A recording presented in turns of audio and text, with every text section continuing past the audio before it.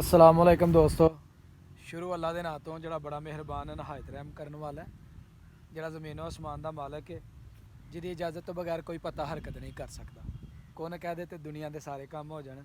मैं थोड़ा दोस्त सुल्तान शेख, पंजाब के बड़े खूबसूरत संती शहर सियालकोट तो पिंड जनाब पूरब कलेर। तो तुसीं वेखण दे मेरा यूट्यूब चैनल और फेसबुक पेज अपना पंजाबी विलाग। मेरे नाल ने जी मेरे लंगोटी दोस्त मेरे वीर मतीन भाई। तो असी जान डे जी इस वेले कब्रस्तान फातिहा खानी वास्ते वालदेन की कब्र से। उस तो बाद जावांगे जनाब असी मार्केट।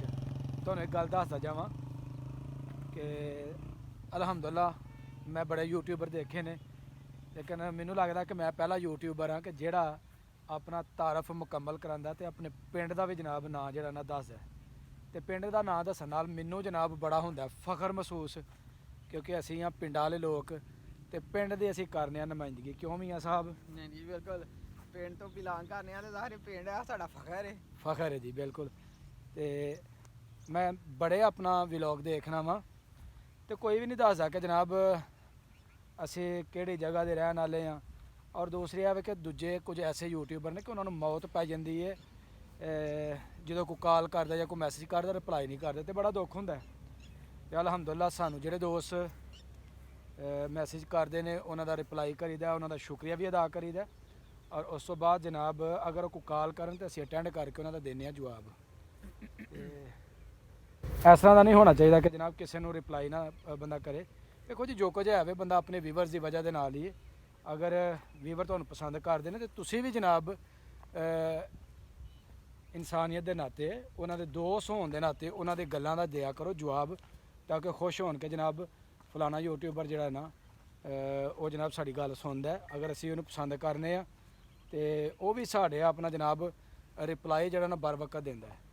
तो असीं जनाब हुण पहुँच चुके हैं अपनी कब्रिस्तान के अंदर। इत्थे करांगे सब तो पहला फातिहा खानी। माशाअल्लाह साडा जनाब कब्रिस्तान दे विच जिहड़ा लीमूआं दे असां दरखत लगाए सन तोड़ तक जनाब बहुत सारे लींबू ने, तकरीबन 80-90 जिहड़े ने ना वो बूटे लगाए ने। तो फल जिहड़ा ना इन्हां नूं नया वो पैना शुरू हो गया है। तो इंशाअल्लाह गर्मियां का जिहड़ा फल इहनूं अच्छा लगेगा। तो इस तरफ ने अमरूद, तो अमरूद का भी जिहड़ा ना फल वो भी लगना शुरू हो चुके हैं। तो यह सारे पिंड वाले ने जी अपनी मदद आप दे तहत कमेटी वाले ने ना फैसला किया है कि असी अपनी ईदगाह नूं अपनी कब्रिस्तान नूं जनाब कुछ खूबसूरत भी बनाइए, ताकि ये जी अर्निंग होएगी वो असी लगाइए अपनी ईदगाह ते अपनी कब्रिस्तान ते, ताकि खूबसूरती जी वो ज़्यादा हो सके। तो मतीन भाई जो अस आने तो इंज ही लगता जिस असी किसी बाग दे विच वड़ गए। नहीं नहीं, अच्छा सिस्टम है सारा और खूबसूरत कब्रिस्तान जिन्नी होएगी उन्ना ही इत्थे अच्छा है। एक क्या साड़ा फर्ज है कि इन्हें असीं खास खूबसूरत रखिए, साफ सुथरा रखिए। जी साड़ी जी अलहमदुल्ला इंतजामिया ना माशाल्लाह बड़ी अच्छी है, कब्रिस्तान की बड़ी देखभाल करती है। और कब्रिस्तान दे विच जिहड़ा सिक्योरिटी इंचार्ज रखिया जनाब सजाद कुरैशी साहब, वो भी जनाब इस कब्रिस्तान का बड़ा खास ख्याल रखते हैं और बर वक्त कब्रां दी जिहड़ी ना सफाई वो करते हैं। हाइए क्या कम साडा वे, लेकिन साड़ियां जिम्मेदारियां जिहड़े ना वो सर अंजाम दे रहे हैं। तो उस तो अलावा जी तुहानूं दिखाने लोगों की कुछ अकीदत कि मैनू तो अच्छी नहीं लगी, लेकिन अगर तुहानूं अच्छी लगी है तो तुसीं जरूर दस्सिओ जी। यह जी कुछ कब्रां ने, तो इन्हां दे उपर कुरानी हरूफ जिहड़े ने लिखे ने, तो ज़मीन के उपर ही ने। अल्लाह बेहतर जानता, मेरा इलम नहीं ऐसा कि यह अमल अच्छा है या नहीं अच्छा। तो अगर अच्छा हो तो अल्लाह जजा दे, अगर अमल अच्छा नहीं तो अल्लाह ताला सानू हदायत दे। मौसम ही अज जड़ा ना बड़ा ही ज़बरदस्त है। सूरज जड़ा है वो बहुत गर्म है इस वेले, कह लो कि गर्मी की जी आमद है वो शुरू हो गई है। क्यों मतीन साहब? मौसम जो है वो तब्दील हो रहा है और कि अगों माशाल्लाह रमज़ान भी आ रहा है। अज रमज़ान की आमद इंशाल्लाह 4 दिन तो बाद जी 4 तो 5 दिन बाद ਰਮਜ਼ਾਨੁਲ ਮੁਬਾਰਕ ਮਾਸ਼ਾਅੱਲਾ ਸ਼ੁਰੂ ਹੋ ਜਾਣਾ ਤੇ ਅੱਲਾਹ ਤਾਲਾ ਜੀ ਸਭ ਨੂੰ ਰਮਜ਼ਾਨ ਸ਼ਰੀਫ ਦੇ ਰੋਜ਼ੇ ਰੱਖਣ ਦੀ ਤੇ ਰਮਜ਼ਾਨ ਦੇ ਵਿੱਚ ਇਬਾਦਤ ਕਰਨ ਦੀ ਤੌਫੀਕ ਅਤਾ ਫਰਮਾਏ ਤੇ ਸਾਨੂੰ ਵੀ ਅੱਲਾਹ ਪਾਕ ਰਮਜ਼ਾਨ ਸ਼ਰੀਫ ਦਾ ਅਦਬੋ ਇਹਤਰਾਮ ਕਰਨ ਦੀ ਰਮਜ਼ਾਨ ਸ਼ਰੀਫ ਦੇ ਰੋਜ਼ੇ ਰੱਖਣ ਦੀ ਔਰ 5 ਗਣਾ ਨਮਾਜ਼ ਅਦਾ ਕਰਨ ਦੀ ਅੱਲਾਹ ਪਾਕ ਤੌਫੀਕ ਅਤਾ ਫਰਮਾਏ ਤੇ ਹੁਣ ਜੀ ਅਸੀਂ ਚੱਲਨੇ ਹਾਂ ਜੀ ਆਪਣੇ ਵਾਲਿदैन ਦੀ ਕਬਰਾਂ ਤੇ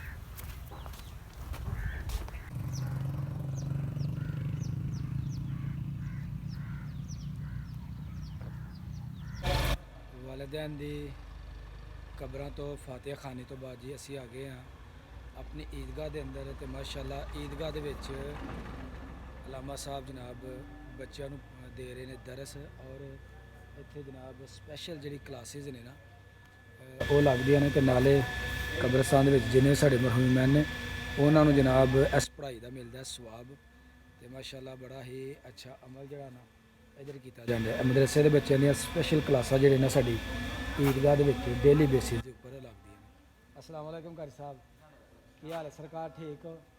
ਸਿਹਤ ਠੀਕ ਹੈ ਜੀ? ਅਲਹਮਦੁਲਿਲਾ, ਅੱਲਾ ਦਾ ਕਰਮ ਹੈ ਮਾਸ਼ਾਅੱਲਾ ਜੀ।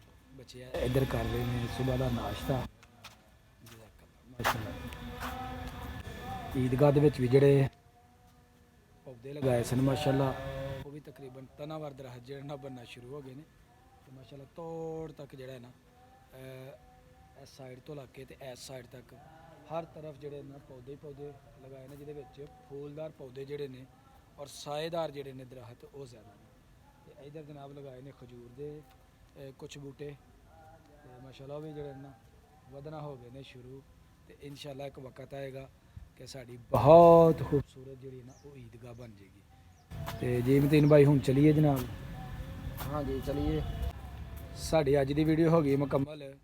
ਅਗਰ ਮੇਰੀ ਵੀਡੀਓ ਲੱਗੇ ਅੱਛੀ ਤੇ ਮੇਰੀ ਵੀਡੀਓ ਨੂੰ ਇੱਕ ਲਾਈਕ ਕਰ ਦੇਣਾ ਔਰ ਜੋ ਦੋਸਤ ਮੇਰੇ ਚੈਨਲ ਤੇ ਨਏ ਨੇ ਉਹ ਜਲਦੀ ਮੇਰੇ ਚੈਨਲ ਨੂੰ ਸਬਸਕ੍ਰਾਈਬ ਕਰ ਦਿਓ ਤਾਂ ਕਿ ਆਉਣ ਵਾਲੀ ਪਿੰਡਾਂ ਦੀ ਵੀਡੀਓ ਤੁਹਾਨੂੰ ਬਰ ਵਕਤ ਮਿਲਦੀ ਰਹੇ। ਮੈਨੂੰ ਦਵੋ ਇਜਾਜ਼ਤ, ਹਮੇਸ਼ਾ ਹੱਸਦੇ ਰਹੋ, ਖੁਸ਼ ਰਹੋ, ਆਬਾਦ ਰਹੋ। ਅੱਲਾ ਹਾਫਿਜ਼।